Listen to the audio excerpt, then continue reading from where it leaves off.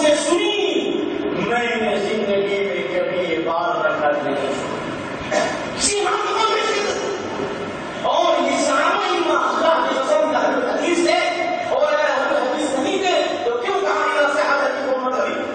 اور سب سے بڑے حدیث کی خدمت کرنے والے جنہوں نے حدیث اور فقہ کا انتخاب کیا وہ امام شافعی ہیں.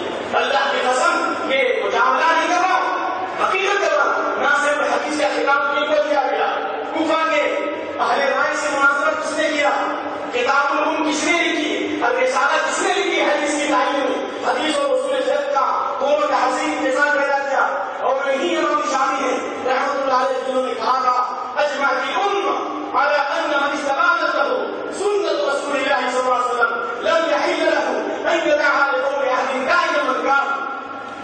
پوری امت کا اس بات کا اجماع ہے کہ جس کے سامنے سنت کی اہمیت واضح ہو جائے اس کے لیے سنت کو چھوڑنا جائز نہیں ہے, چاہے دنیا کا کوئی بھی آدمی ہو اس کی بات نہیں مانی جائے گی. اس کی تعلیم میں اور کسی کی تقریر میں سنت رسول کو نہیں چھوڑا جا سکتا. یہ امام شافعی رحمۃ اللہ علیہ جن کا لحظ الشام دور ہے. اور امام شافعی رحمۃ اللہ علیہ نے کہا کل ما قلت وہ مخالف قول الرسول فانا ارجع عنه في حياتي وبعد مماتي.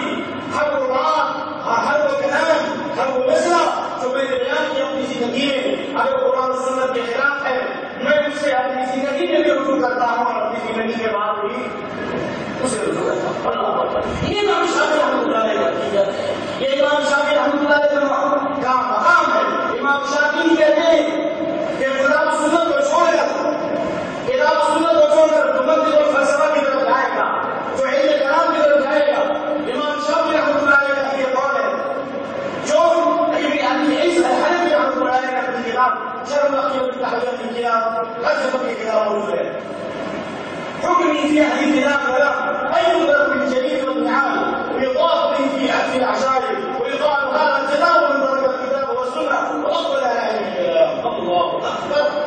کہتے ہیں امام شافعی میرا فیصلہ یہ ہے جو کتاب و سنت کو چھوڑے قرآن و سنت کو چھوڑے اور اسے علوم کی کلام کی طرف جائے منطق کی طرف جائے کہ اسے ڈنڈوں سے مارا جائے, جوتوں سے مارا جائے اور قبیلوں میں گھمایا جائے اور کہا جائے یہ بدلا ہے ساتھی ہے جس نے کتاب و سنت کو چھوڑا اور یہ کلام کی طرف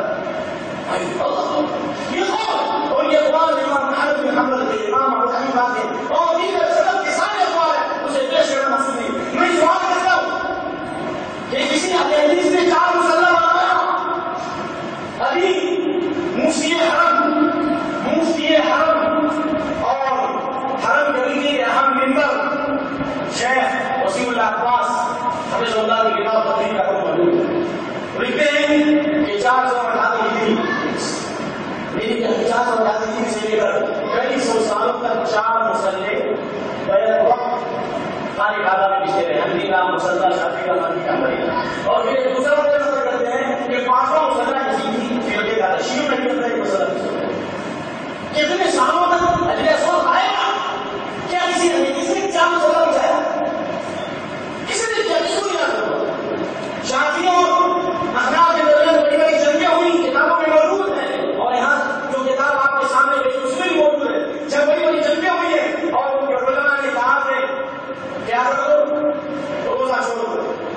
شافعی امام شافعی رحمۃ اللہ علیہ کے خلاف حدیث نہیں تھی یقول فی امتی رجل یقال له محمد بن ادریس وعرض علامت بن ادریس اعوذ باللہ. میری امت میں ایک آدمی ہوگا جس کا نام محمد بن ادریس ایک شافعی ہوگا. میری امت کے حضرت بن ادریس سے زیادہ شافعی ہوگا. اور اسی حدیث سے آپ نے کہا گیا کہ سراج امتی رحمان, میری امت کا شخص الجناب یقول سراج امتی رحمان, میری امت کا شراف کا رحمان ہوگا خلیفہ. یہ ساری باتیں مسلک و جماعت کے تعصب میں کہتی ہیں, لیکن ہمارا مسلک کسی مسلک کی مخالفت میں اور کسی جماعت کی مخالفت میں بولنا نہیں ہے. لیکن اس ہندوستان میں ہر مسلک کو, ہر مذہب کو جینے کا حق ہے اور یہ جمہوری ملک ہے. آپ لکھتے ہیں کہ جمہوریت یہ اسلامی شریعت ہے. دیکھیے کیا لکھتے ہیں, آپ کو میں پڑھ کے سناؤں. الحمدللہ لکھتے ہیں جمہوری حکومت کی خلاف ورزی اسلامی شریعت کی خلاف ورزی تصور کی جاتی ہے. الحمدللہ ہم نہیں مانتے جمہوری حکومت اسلامی شریعت نہیں ہے, لیکن یہ ضرور ہے, یہ بات ضرور ہے, یہ بات ضرور ہے کہ جہاں اسلامی حکومت نہیں ہے, جہاں اسلامی نظام نہیں ہے, قائم رہیں گے، یہ نہیں سمجھ کر کے جمہوریت کی ہمیں عادت کرتے ہیں، لیکن اس لیے جمہوریت میں قائم رہیں گے کہ وہاں نماز کی اجازت ہے، زکات کی اجازت ہے، تبلیغ کی اجازت ہے، اور آپ کو جینے اور مرنے کی اجازت ہے، آپ کو شرعی حقوق حاصل ہے، اور اس کی دلیل بھی حدیث میں موجود ہے۔ جس زمین کو نماز پڑھنے کی اجازت ہے، جس زمین پر روزہ رکھنے کی اجازت، جس زمین پر زکات دینے کی اجازت ہے، حدیث بخاری میں، مسلم میں، ابو داؤد میں، چلو ابو داؤد کے حوالے سے ابو داؤد کتاب الجہاد کی پہلی حدیث ہم سے یعنی ہماری سچائی کے نبی صلی اللہ علیہ وسلم ایک دیہاتی نبی صلی اللہ علیہ وسلم کی خدمت میں آیا اور نیا نبی اللہ صلی اللہ علیہ وسلم اولئک افعال الہجرۃ، میں ہجرت کرنا چاہتا ہوں، آپ نے فرمایا اللہ کو برحمت ہے ان شأن الہجرۃ لشدید، ہجرت کا معاملہ بڑا سخت ہے، کیسے ہجرت کرو گے؟ وہاں ہر کبھی علم یا اونٹ ہے تمہارے پاس؟ کہاں اونٹ ہے؟ کہاں روٹی صدقہ؟ کہاں اونٹ کی زکات دیتے ہو؟ کہاں دیتا ہوں؟ تو کہاں حفاظت کے ملائے میں ہو، سمندروں کے اس پار میں ہو، سات سمندر اس پار میں ہو، عمل کرو گے فإن اللہ من يتق من عملك شيئا، اللہ تمہارے اجر و ثواب میں کوئی کمی نہیں کرے گا۔ اے وہ جو ہندوستان میں اللہ بتا دو، اس دنیا کی ساری تہذیبیں اور سارے تمدن اور ساری قوم مسلمانوں کے خلاف جمع ہے، اور ایسے وقت میں ایسے سازش ہو رہی ہے، اسلام کے خلاف اتنے حملے ہو رہے ہیں، شام اور فلسطین کی سرزمین، جمعہ کی سرزمین، وہاں پر پورے عالم اسلام کے خلاف سازشیں کی جا رہی ہیں، ایسے وقت میں آپ مسلمانوں کو بدنام کرو گے، امت کے خلاف انتشار پیدا کرو گے۔ اسی حدیث میں یہ نہیں کہا کہ ہندوستان میں مسلمانوں کا رہنا جائز نہیں ہے، ان تنظیموں نے اعلان کیا ہے۔ ہم تو یہ کہتے ہیں کہ جس زمین پر نماز اور زکات کی اجازت ہے، یہ حدیث ہے، ہم حدیث کو عمل کرتے ہیں۔ اللہ کے نبی نے فرمایا وہ صرف زکات اگر دیتے ہو تو اسی بات ہو، یہاں تو زکات روزے دیتے ہیں، آپ ایک بڑائی منسٹر کو دعوت دے سکتے ہو، آپ کے سوالوں کو دعوت دے سکتے ہو، سینکڑوں کی تعداد میں مسلمان ہوئے اور روکتا ہے تم کو کیا ہم نے پیدا کرنے اور اسلام کا تعلق کرایا؟ کیا ہم نے اسلام کی تعلیم دی؟ کیا اسلام کی حقیقت ہم نے اپنائی؟ یہ تو حدیث رسول ہے اور اہل حدیث کی تفسیر ہے، کوئی مائی کلام کوئی اہل حدیث کی تفسیر یہ نہیں بتا سکتا۔ اہل حدیث کے بڑے امام ہیں محمد بن صالح العثیمین، ان کے استاد عبدالرحمن الصاحب تیسیر الکریم الرحمن في تفسیر کلام المنار، اس آیت کی تفسیر لکھتے ہیں ولو آرام کو اللہ چلنا تفسیر کا موبائل کہ اگر کسی ملک میں اگر اسلامی حکومت قائم نہیں ہے تو مسلمان جمہوری حکومت کو قائم کریں اور اس بنیاد پر امور شرعی حقوق حاصل ہو، یہ ان کے لیے بہتر ہے تاکہ اسلام کے احکام پر عمل کر سکیں اور غیروں کے سامنے اسلام کا یہ حدیث کی تفسیر میں لکھا ہے۔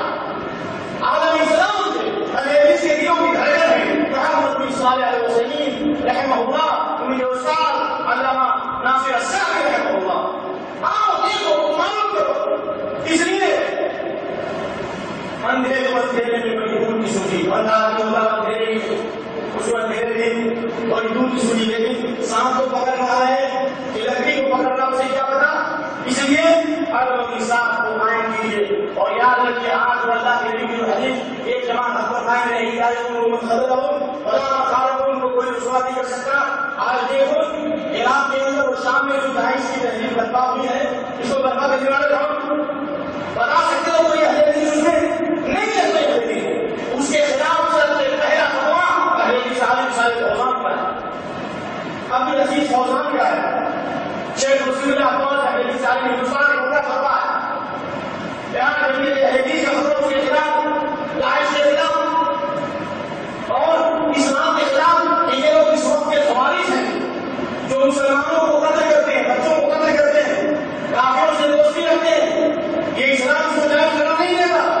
ایک مسلمان کا خون سات و آسمان اور سات و زمین سے زیادہ وسیع اور قیمتی ہے، اور یہ داعش کے اوپر اللہ کے نبی کی حدیث منتقل آتی ہے۔ اور علامہ ابن کثیر نے اس چیز سے وضاحت کی ہے کہ ان خوارج کو اگر موقع مل جائے تو شام اور عراق اور پوری سرزمین کو تباہ برباد کر دیں، اور ان کا یہ عقیدہ ہے کہ جب تک ان کا خون نہیں کریں گے دنیا میں امن نہیں آئے گا۔ اس لیے زمین کے پاک کو دھونے کے لیے دنیا کے سارے مسلمانوں کو میں آپ کو یہ واضح کرنا چاہتا ہوں